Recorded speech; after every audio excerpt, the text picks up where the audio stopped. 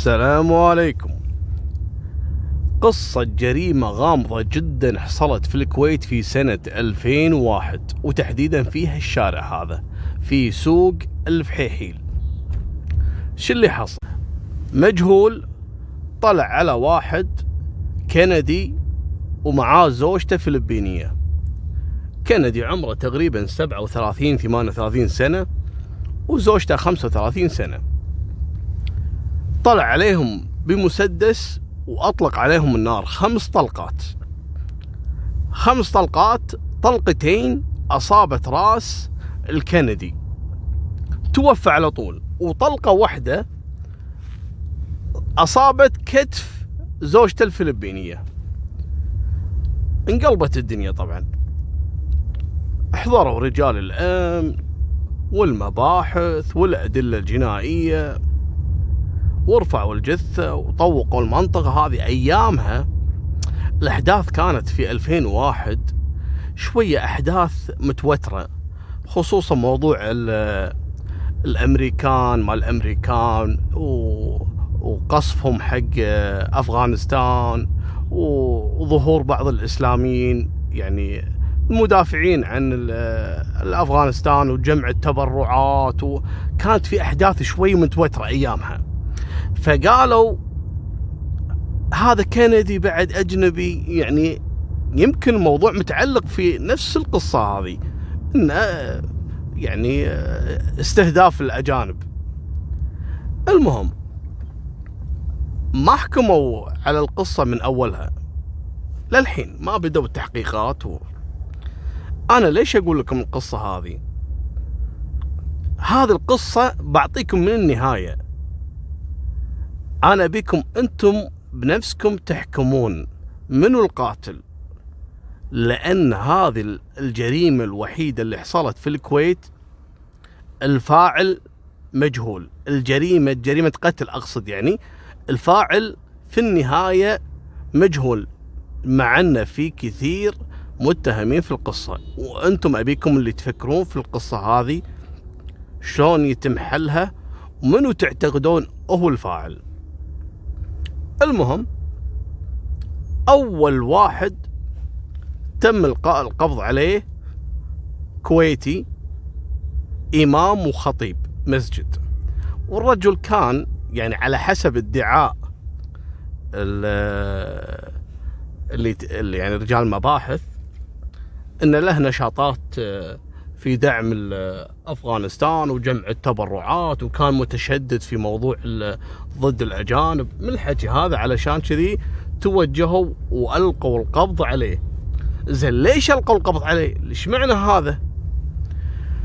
لما رفعوا الجثة وحالوها للطب الشرعي وأحالوا كذلك زوجة الكندي هذا للمستشفى وعالجوها وخضعوها للتحقيق، قالوا لها منو اللي أطلق النار عليك؟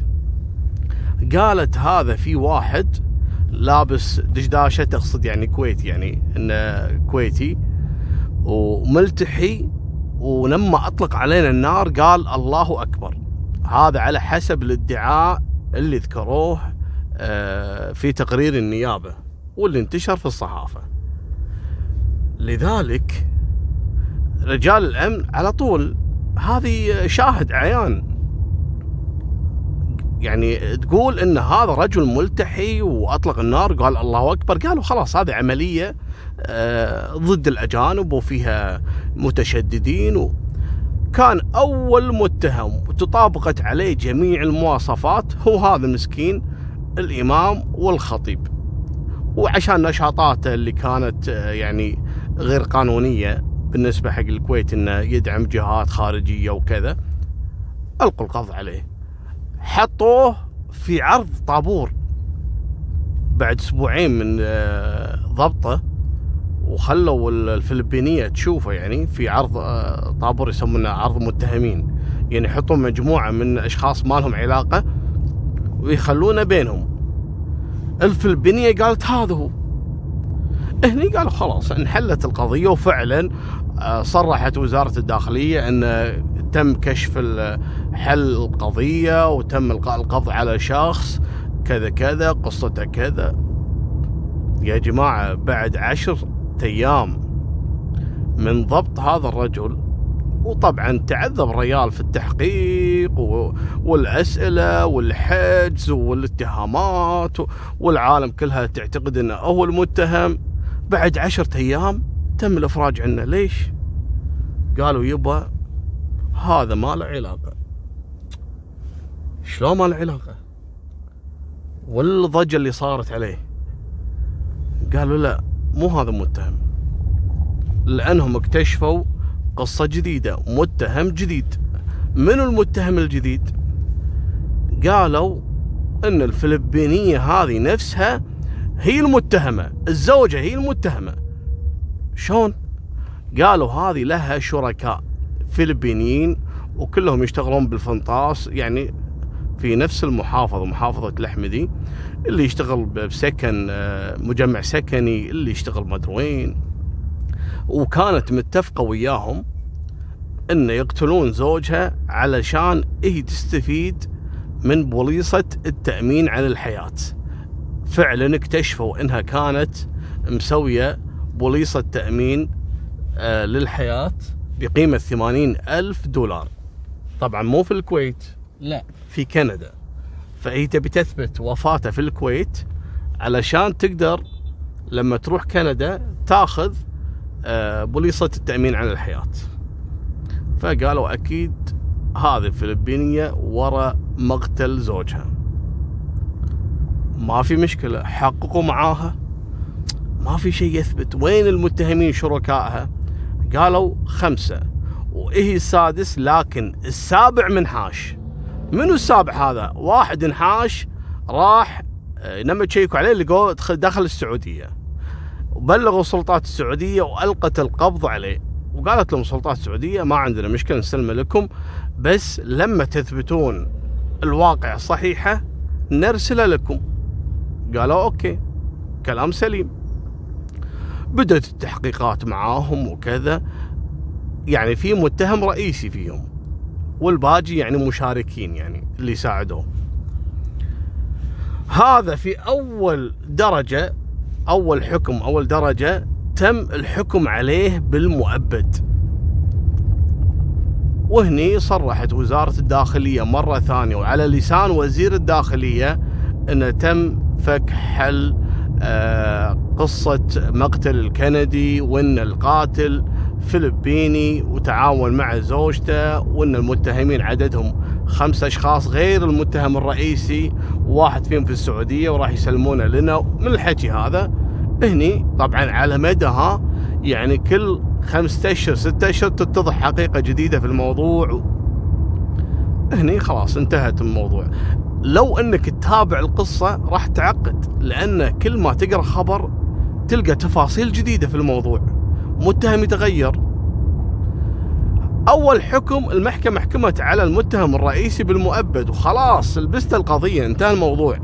في الاستئناف كانت صدمة مدوية ان هذا الفلبيني بريء، وان الزوجة كذلك بريئة، ولا والحكم والاستئناف برأ المتهمين وأفرج عنهم بعد، وأيد الحكم هذا التمييز. الناس تعقدت، يعني لا الكويتي هذا الإمام والخطيب هو القاتل، ولا قصة الفلبينية وسالفة التأمين على الحياة والفيلم اللي صار هذا هي السبب. من اللي قتل الكندي؟ لا، تبون صدمة اللي أكبر من هذا؟ الفلبينية بنفسها الحين قصة صارت ب2001، 2006 رجعت، طبعا خلاص قيدت ضد مجهول، إلى الآن إلى اليوم ما هم عارفين منو القاتل الحقيقي. ليش تم تبريء الفلبيني مع أن كانت الأدلة كلها ضده وكذا؟ لأن أصلا سلاح الجريمة لم يتم العثور عليه، وكانت براءته مستندة على عدم اكتفاء الأدلة. سلاح الجريمة ما تم العثور عليه إلى اليوم، اللي هو السلاح المسدس هذا. بالإضافة إلى أن الفلبينية في 2006 كذلك رجعت ورفعت قضية على وزارة الداخلية وعلى دولة الكويت علشان تاخذ دية زوجها مبلغ 10,000 دينار. الموضوع معقد جدا أنا عارف، لكن هي الجريمة القتل الوحيدة اللي حصلت في الكويت لم يتم معرفة القاتل الحقيقي، وكانت هذه نهاية القصة إلى اليوم. وقبل لا أختم معاكم، اليوم على السناب ذكرت قصة الطفل اللي فقدوه أهله أيام غزو على الكويت في سنة 1990، واللي قعدت أدور عليها أكثر من 3 أشهر، لكن قصتها كانت جدا جدا عجيبة وغريبة. أرجوكم تتابعونها على السناب، وإن شاء الله أنا راح أرجع أنزلها بعد ما تكمل فيديوهات معاي، فيديو كامل أنزله إن شاء الله على اليوتيوب. وفمان الله، مع السلامة.